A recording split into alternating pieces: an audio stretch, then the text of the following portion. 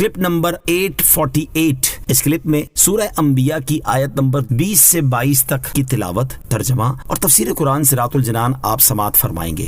بسم اللہ الرحمن الرحیم۔ ترجمہ: اللہ کے نام سے شروع جو نہایت مہربان رحمت والا ہے۔ یسبحون اللیل والنہار لا یفترون۔ ترجمہ: رات اور دن اس کی پاکی بیان کرتے ہیں، وہ سستی نہیں کرتے۔ یسبحون اللیل والنہار، رات اور دن اس کی پاکی بیان کرتے ہیں، یعنی فرشتے ہر وقت اللہ تعالیٰ کی تسبیح اور پاکی بیان کرتے رہتے ہیں اور اس میں وہ کسی طرح کی سستی نہیں کرتے۔ فرشتوں کی تسبیح کی کیفیت علامہ اسماعیل حقی رحمۃ اللہ تعالی علیہ فرماتے ہیں، فرشتوں کے لیے تسبیح ایسے ہے جیسے ہمارے لیے سانس لینا۔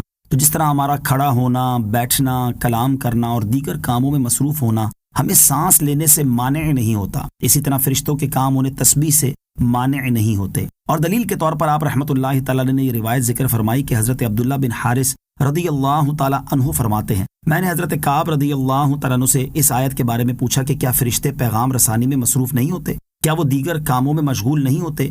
اور جب وہ ان چیزوں میں مصروف ہوتے ہیں تو پھر ہر وقت وہ تسبیح کس طرح کرتے ہیں؟ حضرت کعب رضی اللہ تعالی عنہ نے فرمایا، فرشتوں کے لیے تسبیح کو ایسے بنایا گیا ہے جیسے تمہارے لیے سانس بنائی گئی ہے۔ کیا آپ کھاتے پیتے آتے جاتے اور بولتے وقت سانس نہیں لے رہے ہوتے؟ بالکل یہی کیفیت ان کی تسبیح کی ہے۔ قرب و شرف رکھنے والوں کا وصف علامہ احمد ساوی رحمۃ اللہ تعالی اس آیت کے تحت فرماتے ہیں، فرشتوں کے بارے میں یہ خبر دینے سے مقصود مسلمانوں کو اللہ تعالیٰ کی اطاعت و عبادت کرنے پر ابھارنا اور کافروں کو اللہ تعالیٰ کی اطاعت و عبادت ترک کرنے پر شرم دلانا ہے، کیونکہ عبادت اور تسبیح کرنا قرب ہے اور شرف رکھنے والے لوگوں کا وصف ہے، اور اسے چھوڑ دینا اللہ تعالیٰ کی رحمت سے دور ہونے والے اور ذلیل لوگوں کا شیوا ہے۔ لہٰذا ہر مسلمان کو چاہیے کہ وہ اللہ تعالیٰ کی بارگاہ کے مقرب بندوں کے طریقے پر چلتے ہوئے اللہ تعالیٰ کی عبادت اور اس کی اطاعت کرنے میں مصروف رہے اور اس سلسلے میں کسی طرح کی شرم و عار محسوس نہ کرے۔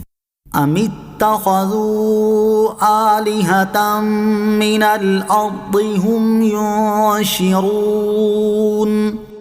ترجمہ: کیا انہوں نے زمین میں سے کچھ ایسے معبود بنا لیے ہیں جو مردوں کو زندہ کرتے ہوں؟ ام اتخذوا آلہۃ من الارض، کیا انہوں نے زمین میں سے کچھ ایسے معبود بنا لیے ہیں؟ اس آیت کا خلاصہ یہ ہے کہ کیا کافروں نے زمین کے جواہر اور معدنیات جیسے سونے، چاندی اور پتھر وغیرہ سے کچھ ایسے معبود بنا لیے ہیں جو مردوں کو زندہ کرنے کی قدرت رکھتے ہیں؟ ایسا تو نہیں ہے، اور نہ ہی یہ ہو سکتا ہے کہ جو خود بے جان ہو وہ کسی کو جان دے سکے۔ تو پھر ان چیزوں کو معبود ٹھہرانا اور الہ قرار دینا کتنا کھلا باطل ہے۔ معبود وہی ہے جو ہر شے پر قادر ہو، اور جو زندگی موت دینے اور نفع نقصان پہنچانے پر ہی قادر نہیں تو اسے معبود بنانے کو کون سی عقل جائز قرار دے سکتی ہے؟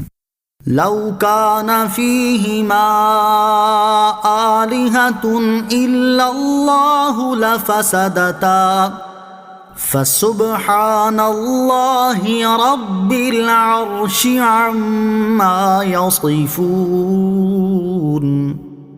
ترجمہ: اگر آسمان و زمین میں اللہ کے سوا اور معبود ہوتے تو ضرور آسمان و زمین تباہ ہو جاتے۔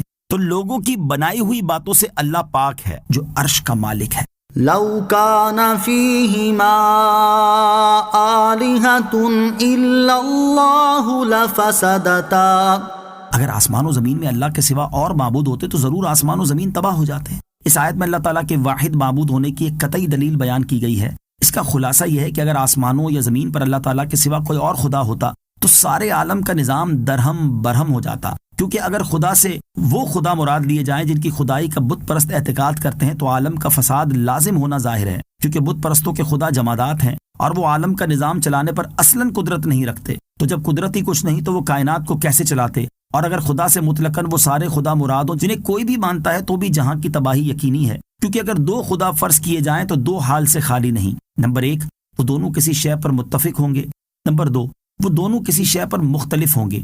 اگر ایک چیز پر متفق ہوئے تو اس سے لازم آئے گا کہ ایک چیز دونوں کی قدرت میں ہو اور دونوں کی قدرت سے واقع ہو، یہ محال ہے۔ اور اگر مختلف ہوئے تو ایک چیز کے بارے میں دونوں کے ارادوں کی مختلف صورتیں ہوں گی۔ نمبر 1، دونوں کے ارادے ایک ساتھ واقع ہوں گے، اس صورت میں ایک ہی وقت میں وہ چیز موجود اور معدوم دونوں ہو جائے گی۔ نمبر 2، دونوں کے ارادے واقع نہ ہوں گے، اس صورت میں وہ چیز نہ موجود ہوگی نہ معدوم۔